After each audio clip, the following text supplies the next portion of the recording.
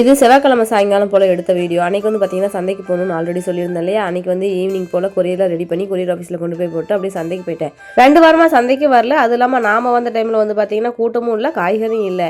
இந்த டைமும் அதே மாதிரி ரிசல்ட் தான் இருக்குன்னு நினச்சி வந்து பார்த்தா கூட்டமும் எக்கச்சக்கம், காய்கறியும் நிறைய வச்சுருந்தாங்க. ஆனால் எதுக்கு தான் இவ்வளோ கூட்டம் வந்துச்சுன்னே தெரியல. ஃபர்ஸ்ட்லாம் வந்து பார்த்தீங்கன்னா லேடிஸ் தான் சந்தையில் அதிகமாக இருப்பாங்க. இப்போலாம் பெண்களுக்கு நிகராக ஆண்கள் வந்து சந்தையில் காய் வாங்குறது அங்கங்கே நான் பார்க்க முடியுது. என்னுடைய கணவரும் வருவார், ஆனால் சந்தைக்குள்ளெல்லாம் வரமாட்டார். வண்டி ஸ்டாண்டோட ஸ்டாப் ஆயிடுவார். உள்ளே போய் நான் தான் காய்கறியெல்லாம் பார்த்து வாங்கிட்டு வரணும். ஆனால் ஒரு சில பேர் வந்து பார்த்தீங்கன்னா கப்புள்ஸாக உள்ள வந்து காய்கறிலாம் வாங்குவாங்க. அதை பார்க்கும்போது எனக்கே கொஞ்சம் ஹாப்பியாக இருக்கும். அடுத்த டைம்லாம் எப்படியாவது ஏதாவது ஒன்று சொல்லி கட்டாயப்படுத்தி சந்தைக்குள்ளே கூட்டிகிட்டு வரணும்னு நினச்சிட்டு தான் வருவேன். ஆனால் என்ன பண்ணாலும் சாரு பிடிவாதமாக ஒத்த காலில் நின்றுடுவார். என்னை மட்டும் அனுப்பி வச்சிருவாரு.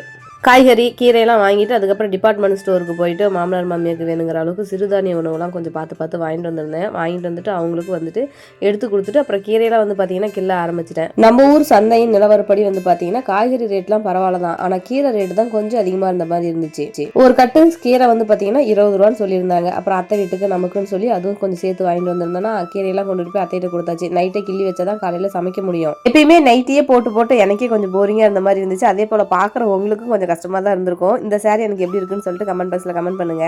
அப்படியே சந்தையில எவ்வளவு செலவு பண்ணோம், எவ்வளவு காய்கறி வாங்கிட்டு வந்தோம்னு சொல்லிட்டு அப்புறம் மனக்கணக்கு போட்டுட்டே கீரை கிள்ளிட்டு இருந்தேன்.